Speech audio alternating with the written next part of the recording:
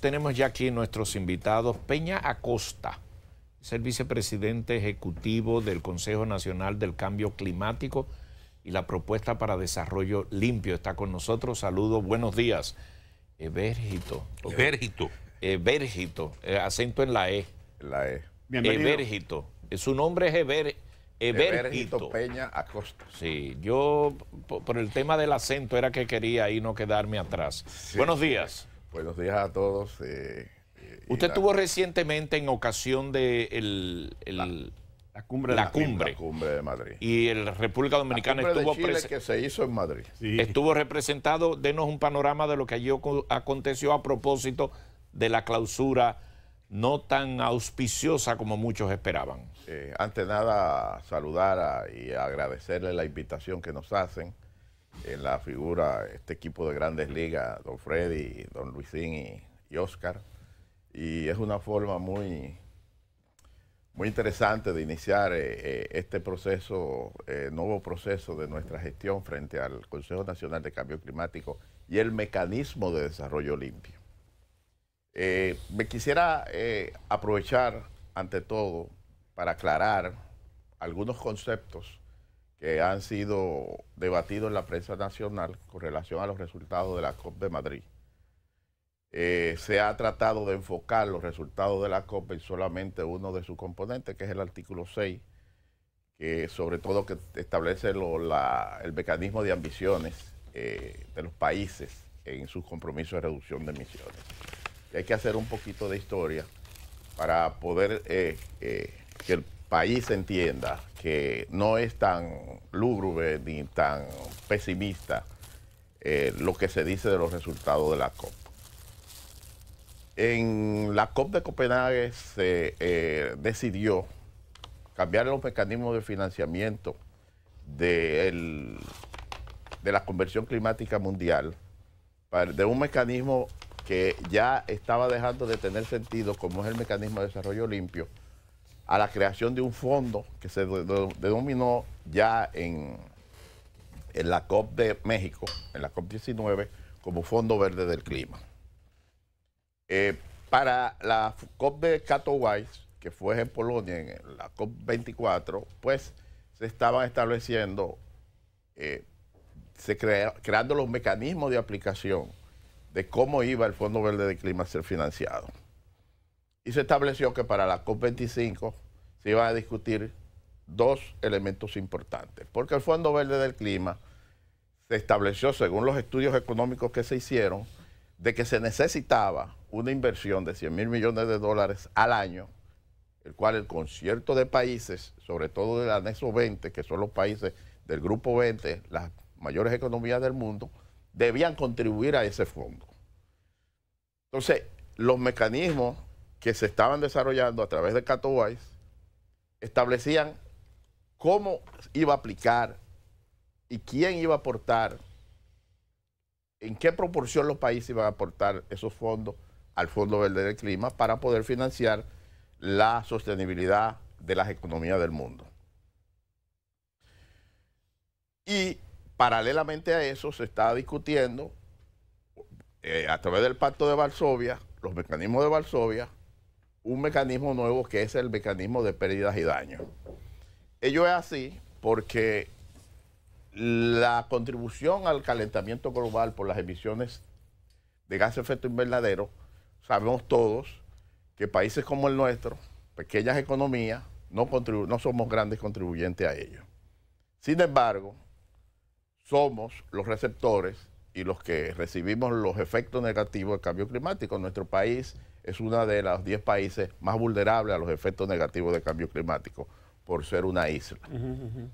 Entonces, el desarrollo del mercado de carbono lo que perseguía es establecer qué economías estaban contaminando más para darle un valor a ese carbono que se estaba emitiendo, y en esa misma proporción los países deberían contribuir a ese fondo. En la medida que contaminan más tienen que aportar. Eso es una de las leyes básicas del cambio climático. Sí, ¿Y esa fue la que se cuestionó o la de las que se aprobaron? Sí, no, esas son las que se están discutiendo. que sí, no ha sido... Nadie quiere dar para la solución de los problemas. Todos quieren dar. Lo que están discutiendo es cómo vamos a dar. Y el monto. Y los montos para conformar ese capital de 100 mil millones de dólares, que es la ambición que tiene el concierto de los países. Pero por otro lado se está haciendo los estudios, como decía, los mecanismos de Varsovia, que es el estudio y análisis de lo que es pérdidas y daños. Eso es básicamente para aquellos países que están siendo afectados en sus economías por los efectos del cambio climático, deberían recibir en proporción a ello más financiamiento de ese fondo, como nuestro país.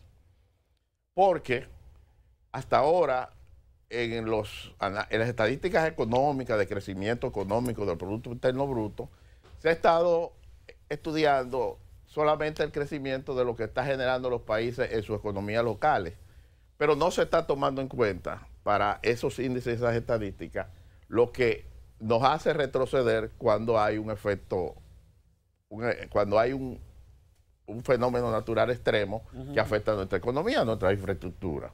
Para darle un ejemplo, la tormenta Olga y Noel, se estima que hubo una pérdida de nuestro Producto Interno Bruto cerca de un 2% de nuestro PIB.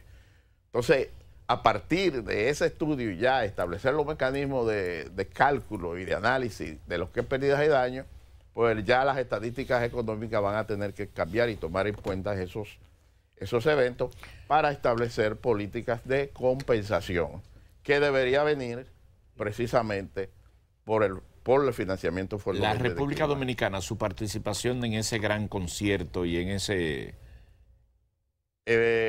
tengo que decir, ya en otro tema, queríamos aclarar eso, que es el tema que se dejó ya para la COP26, que se va a realizar en Varsovia, de que el país, en términos locales, nosotros tenemos muchos avances. Nuestro país hizo un compromiso en COP21 a través de los acuerdos de París de contribuir con una reducción de un 25% de nuestras emisiones al año 2030, condicionado al financiamiento. Sin embargo, en estudios hechos en el año 2013, un estudio económico que se hizo sobre la economía nacional, nuestro país tiene una capacidad de abatimiento, eso es la capacidad total de poder reducir sus emisiones hasta un 65%. Nosotros, como país pequeño, de economía pequeña, no quisimos embarcarnos en un compromiso tan ambicioso, sino que nos fijamos en la media de un 25%. ¿Y hemos cumplido? Sobradamente. En la participación del presidente de la República en 2 COP, demuestra y damos fe de la voluntad política que existe en República Dominicana de cumplir con esos acuerdos.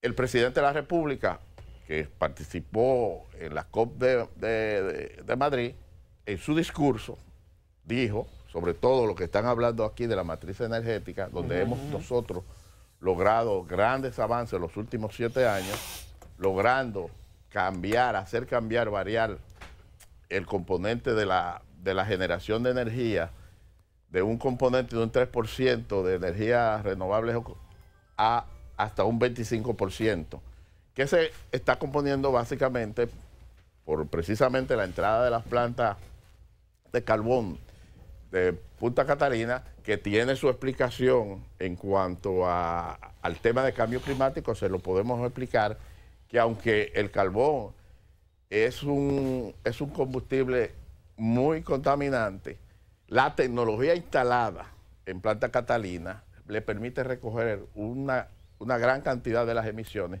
pero además el plan político económico que tiene CDE con la instalación de Punta Catalina puede permitir hacer sustituciones de plantas de fuero muy viejas que van a mejorar el espectro nacional. Pero también hay proyectos adicionales alrededor de Punta Catalina, un proyecto forestal muy importante para reforestar las áreas de influencia que puedan capturar también parte del del CO2 que De hecho, está no generando. sé si se ha hecho, pero tenía entendido que incluso con Punta Catalina se buscaban bonos verdes. Que había el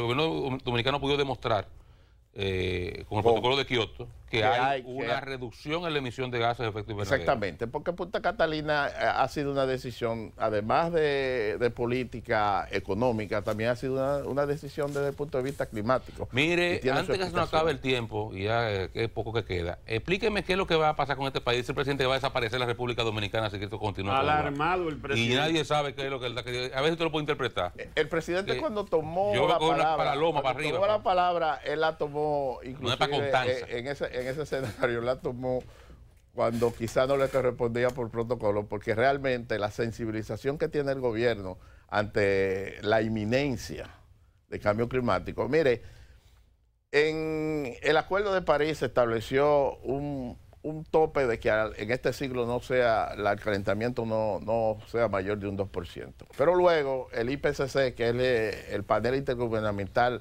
de la ciencia de cambio climático, hizo unos estudios y determinó que si llegamos a un 2%, la raza humana, la fauna, iba a estar muy en peligro.